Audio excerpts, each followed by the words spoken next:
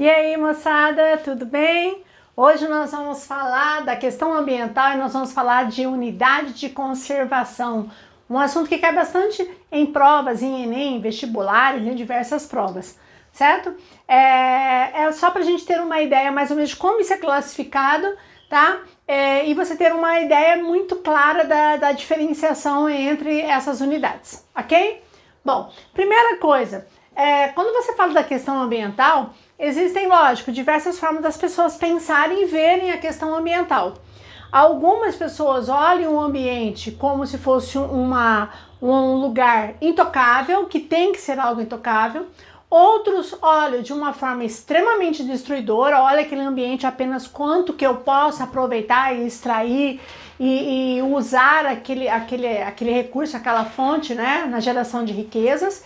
E outros eu olho aquele ambiente onde eu posso usar esse recurso, ganhar dinheiro, certo? Acumular riqueza, mas desde que seja de uma forma sustentável. Então, na verdade, eu falo assim, as pessoas, quando você fala em questão ambiental, a gente necessariamente não precisa ser um ou outro.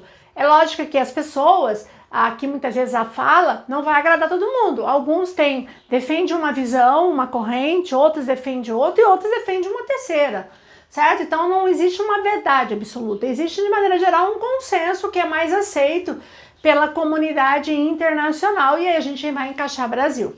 Na verdade, quando você fala nessas correntes ideológicas em relação ao meio ambiente, nós temos basicamente duas grandes correntes ideológicas, tá? Onde essas correntes elas surgiram nos Estados Unidos no final do século XIX, né? Então tem mais de 100 anos a origem dessas correntes. Algumas são defendidas por algumas pessoas, outras por outras, ou como eu falei, tem gente que não defende nenhuma nem outra, defende uma terceira opção, certo? E geralmente essa terceira opção é de você usar os recursos sem a visão sustentável, que é o que não é aceito no mundo. Vocês sabem que hoje, inclusive no comércio internacional, os diversos acordos internacionais estão pressionando os países, as entidades, as organizações, para que tudo aquilo que você produz e comercialize mundialmente, exista um selo verde, um selo de uma visão ambiental, né? Uma visão de proteção ou muitas vezes de você usar de uma forma sustentável, tá? Até mesmo, por exemplo, tem compradores hoje de produtos agrícolas brasileiros que só compram, por exemplo, aquela soja brasileira se você tiver uma comprovação, né, que você cultivou aquela soja sem causar um grande impacto ao ambiente. Então, aquilo que a gente fala, o ambiente tem que ser algo intocável, aí é que tá. Tem lugares que pela sua fragilidade ou por ser uma coisa muito única no lugar, muitas vezes ele tem uma necessidade de ser intocável, certo? Mas de maneira geral, a maior parte das correntes filosóficas, né, e ambientais vê que o ambiente pode ser sim aproveitado, usado, só que de uma forma racional, que é o que todo mundo ou a grande maioria da população mundial defende. Então essas correntes ideológicas, né, que surgiram no final do século XIX, a gente basicamente coloca que são duas grandes correntes, a corrente preservacionista e a corrente conservacionista. Cuidado com essas duas palavras, preservar não é exatamente igual a conservar, tá? Então essa visão preservacionista, o que se defende, né, nessa visão, tá? Que você é considerada mais radicais. Por que eu coloquei aqui, ó, entre aspas, mais radicais? Depende, né? Depende, você acha que essa é a correta e você não se considera radical, mas o outro de repente poderá considerar, né? Então eu considerei como mais radical, depende de que lado você está, certo? De maneira geral ela é considerada como mais radical. E por quê? Né? Porque ela considera que a natureza ela tem que ser 100% protegida e ela tem que ser algo intocado. Por que eu coloquei intocada entre aspas? Né? Porque eu só estaria usando, no caso, essa parte da natureza em alguns casos bem restritos. Então, quem defende a ideologia preservacionista fala que a natureza ela tem que ter um uso bem restrito. Então é aquela pessoa que defende ao pé da letra que uma floresta não possa ser usado, que você não possa retirar nada, que você não pode extrair nada, né? Porque ele acha que a natureza ali, no caso aquela floresta, ela tem que ser totalmente preservada, usar o mínimo necessário. Essa é uma ideologia preservacionista, certo? Que existe, tem muita gente, muitos ambientalistas que têm essa visão preservacionista. Não estou falando que está certo ou está errado, nós estamos falando dos tipos de ideologias. Você segue aquilo que você acha que é mais interessante. Aí existe uma outra corrente ideológica, né, que também surgiu nos Estados Unidos no final do século XIX, que é a corrente conservacionista. Essa corrente, ela defende o quê? Que a natureza, certo? Ela tem que ser mantida, certo? Ela não tem que ser degradada. Essa corrente conservacionista, ela não defende degradação ambiental, retirada 100% de algo natural, mas que ela seja usada para manter a qualidade de vida da população. Ou seja, se eu tenho um recurso natural, se eu tenho um recurso hídrico, se eu tenho um recurso mineral, se eu tenho um recurso biológico, no caso uma floresta, tá? Ela tem que ser intocável? Não. Na visão conservacionista, ela não precisa ser intocável, certo? Mas ela tem que ser usada de uma forma racional, ou seja, de uma forma sustentável. Você sabe que sempre quando você fala a palavra sustentável, você está pensando, você tem que pensar que eu estou falando de uso desse recurso hoje, mas pensando nas gerações futuras. Então, se eu usar de uma forma sustentável, ou seja, de uma forma racional, eu não vou degradar o ambiente, eu não vou destruir 100% o ambiente e outras gerações poderão fazer o uso também desse recurso. Essa teoria, não que está certa ou está errada, mas ela é a teoria mais usada. Ela é a mais aceita pelas ONGs, pelos ambientalistas, né? Porque, tipo assim, uma floresta amazônica, tá? Tem, por exemplo, uma linha de pensamento que fala que a floresta amazônica tem que ser algo intocável, né? Que você não pode cortar nenhuma árvore, que você não pode extrair nada, você não pode criar nada. Essa é uma ideologia preservacionista, certo? Mas quando você fala que a floresta amazônica, ela pode ser usada, você pode extrair recursos da floresta, você pode até mesmo cortar árvores da floresta, desde que você tenha um plano de manejo, ou seja, de controle. Quais árvores podem ser cortadas, quais estão em época de corte, como retirar essa árvore sem derrubar uma árvore que está recém sendo formada. Isso é um plano de manejo. Essa visão é uma visão conservacionista. E, infelizmente, nós temos pessoas que não têm nenhuma visão, nem outra, mas uma visão destrutiva. Ou seja, ela olha aquela floresta, ela quer mais retirar tudo, sem pensar que essa floresta ela tem um uso, certo? E que as novas gerações elas teriam também o direito de usar de alguma maneira aquele recurso, certo? Então essa é a briga, né, muitas vezes do uso de algumas áreas naturais do planeta, como por exemplo a nossa floresta amazônica, tá? Então, de maneira geral, os ambientalistas não colocam, por exemplo, que uma floresta amazônica ou outra formação vegetal, ela tenha que ser intocável. Ela pode ser sim usada desde que seja de uma forma sustentável. Essa é a ideologia conservacionista. Ok? Então cuidado com isso. Você falou naquela visão de intocável, lugar intocável, é uma ideologia preservacionista.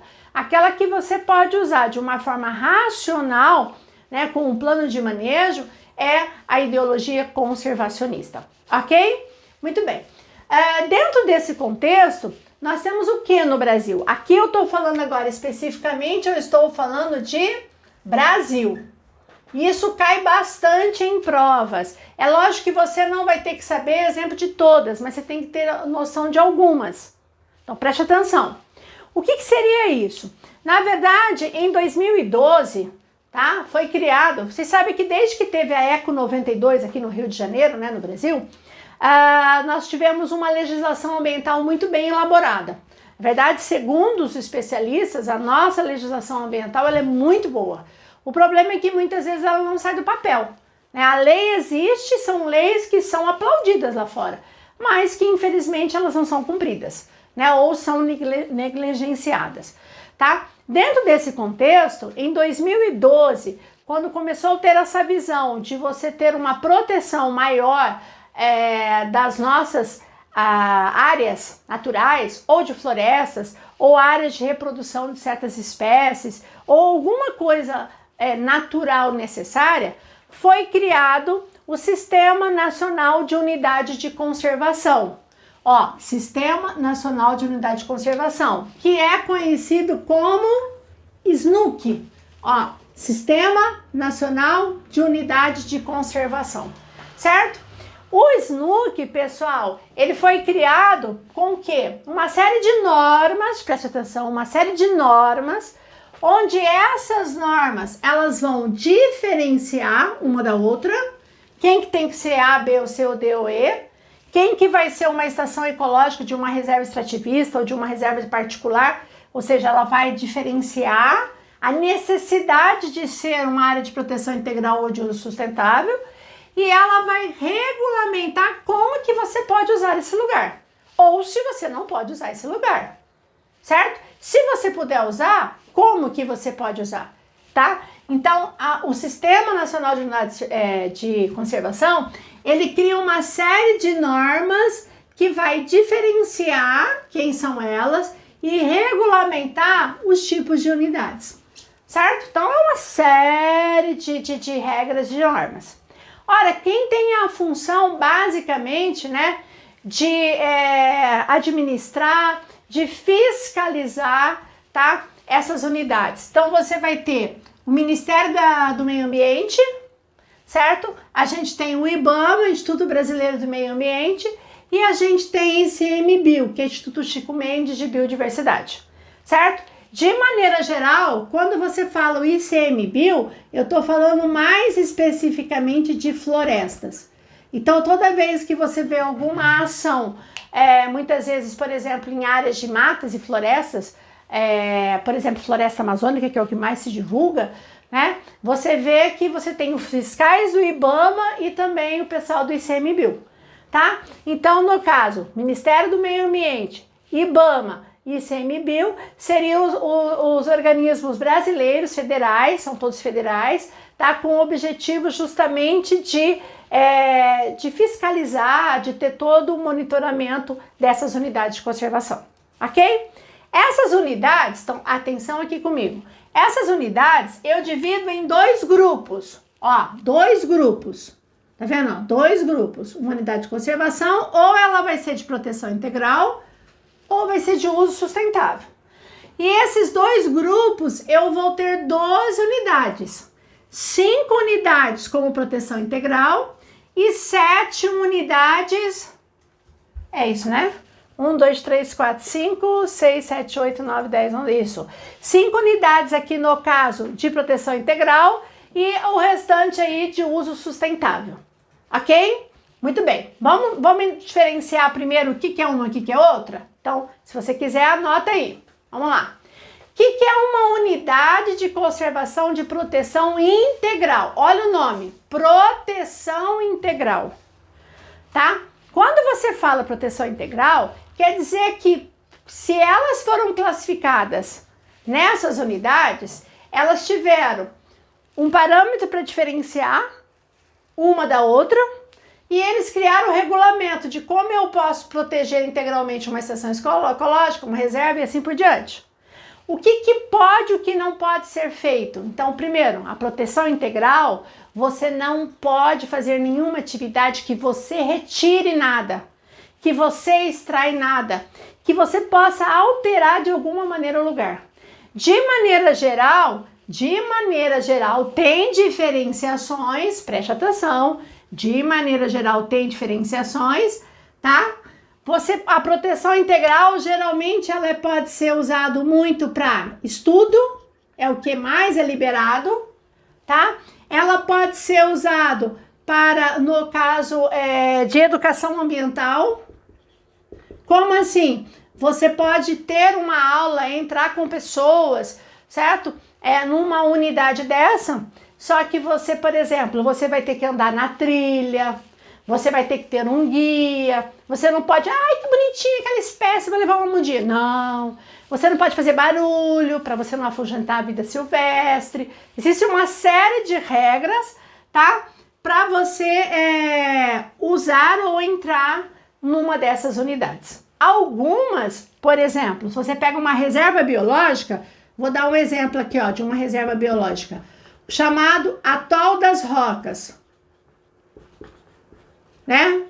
É uma reserva biológica, né, que fica no litoral do Rio Grande do Norte, onde aqui é uma reserva de vida marinha, certo? É um lugar extremamente, inclusive, né, faz parte do território marinho brasileiro, tá? Das ilhas e arquipélagos, né? Atol das Rocas é um lugar que só é permitido entrar pesquisadores. Ah, eu queria conhecer, ver como é que... Você não vai entrar, certo? Por quê? Porque muitas vezes, se você visitar, tá, você vai pisotear, você vai causar algum impacto. Então, por exemplo, a Atol das Rocas é uma área de reprodução da vida marinha. Então, quem é permitido apenas visitar e ir no Atol das Rocas, somente pesquisadores e assim por diante. Mas, por exemplo, há um parque nacional. Você pode também ter parque estadual, tá? Como aqui nós temos em Campo Grande, o chamado Parque Estadual do Prosa. O que seria um parque? Você pode fazer o ecoturismo? Pode. Você pode visitar, só que você tem que agendar horário, você tem que entrar com um guia, entendeu? Você vai conhecer e tal, mas você não pode fazer aquilo que você quer, mas aquilo que é permitido, certo? Dentro dessa unidade. Então, uma proteção integral, nós temos uma estação ecológica, uma reserva biológica, um parque nacional, um monumento natural e um refúgio da vida silvestre. Imagine, um refúgio da vida silvestre é um lugar que você tem uma ideia. É algo praticamente quase intocável. Não quase, né? Não quer dizer que ninguém pode ir lá. Mas quem vai, provavelmente só são algumas pessoas que estão regulamentadas dentro dali, né? Que possa estar ali. Por quê? Porque elas são tão frágeis que ela tem uma necessidade de proteção integral. Certo?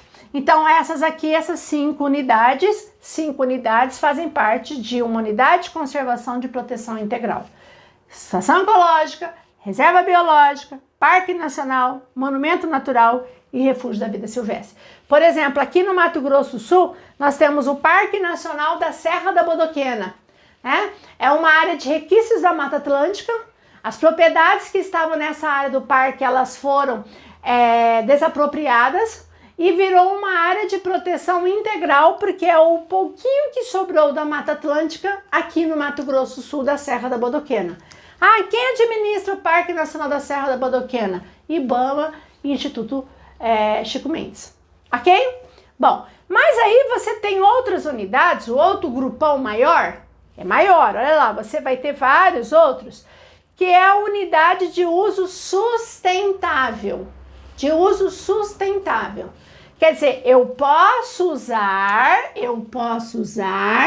só que de uma forma sustentável, ou seja, de uma forma racional. Aí você vai ver que essa unidade de conservação de uso sustentável, ela tem uma visão conservacionista. Tá vendo? Ó, eu vou conservar, só que eu posso usar de uma forma racional, tá? Desde que seja sustentável, ou seja, eu não posso degradar o ambiente. E aí você vai ter diversas unidades que se enquadram como uso sustentável, como área de proteção ambiental, muito falada, que são as chamadas APAs. Uma APA, pessoal, todo município tem uma APA, inclusive aqui em Campo Grande. Uma APA pode ser uma área de nascente, de repente você tem uma nascente de um córrego, de um rio, é uma área de proteção ambiental. Isso não quer dizer que ninguém possa morar na região, tocar, mas você vai ter que criar regras para não contaminar, para não degradar, entendeu? Mas não é um lugar intocável que ninguém pode nem chegar perto, mas tem que ser delimitado e protegido. Então eu tenho uma APA, uma floresta nacional, uma área de relevante interesse ecológico, também é de sustentável, uma das que mais cai em provas, uma reserva extrativista, muito comum aonde? Na Amazônia.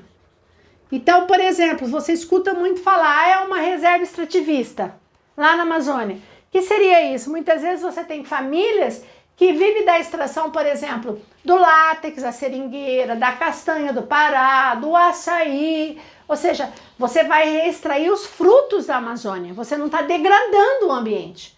Ou seja, eu estou usando a floresta para minha qualidade de vida, para minha sobrevivência. Eu estou usando de uma forma sustentável, mas eu não estou destruindo, eu estou conservando o lugar. Isso é reserva extrativista, é o que mais ocorre na Amazônia, tá? Aí nós temos a reserva de fauna, um lugar ali que você tem alguma espécie, alguma fauna que tem que ser muito protegida, aí tem outras regras. Uma reserva de desenvolvimento sustentável e, queria falar para vocês, uma reserva particular do patrimônio natural, que a gente chama de RPPN, Reserva Particular do Patrimônio Natural, perdão. O que seria isso? Isso aqui é muito comum, por exemplo, aqui no nosso estado, na região de Bonito. Então, por exemplo, você tem uma fazenda, isso tem muito em Bonito, talvez vocês conheçam, você tem uma fazenda que tem uma grande área de reserva.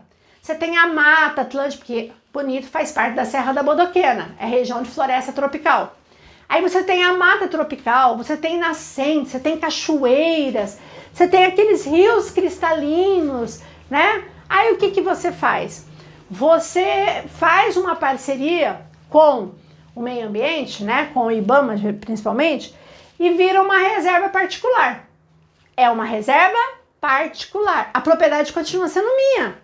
A fazenda é minha. Essa reserva é minha. Certo? Só que ela passa a ser uma reserva minha, particular, mas um patrimônio natural. Então eu vou criar uma série de normas, de regulamentações para eu explorar. Então, por exemplo, quando você vai visitar algumas áreas em Bonito, por exemplo, você vai lá fazer, por exemplo, o Circuito das Cachoeiras, né? Em Bonito. Ora, aquele circuito onde você tem várias cachoeiras, várias quedas, tá? Que você faz todo um turismo ali, aquela é uma propriedade privada, certo? Só que para você ir, tem um limite de pessoas por dia, tem que ter um guia, você só pode andar naquela trilha, você não pode pisar aí, não pode entrar ali, não pode fazer... Ah, aqui você pode nadar, aqui você não pode nadar, certo? Então, ou seja, eu uso essa reserva particular e eu ganho, porque você vai cobrar um ingresso para você estar entrando. Né? E ao mesmo tempo você está preservando. É uma coisa que está sendo muito usada em áreas naturais, onde aquela propriedade continua sendo sua, você explora dentro do chamado ecoturismo. É uma reserva particular do patrimônio natural. Você está preservando e você está usando de uma forma sustentável. Entenderam? Então, as unidades de conservação, sistema SNUC, tá? Se divide em proteção integral, onde eu vou ter essas unidades, e de uso sustentável que você pode usar, extrair produtos, você pode explorar no ecoturismo, só que eu não posso retirar a vegetação, degradar o ambiente, porque eu tenho que usar de uma forma racional. Entenderam? Importante, cai bastante em prova, e a gente fica aqui por hoje. Tá? A gente se vê na próxima aula, galera. Tchau, tchau!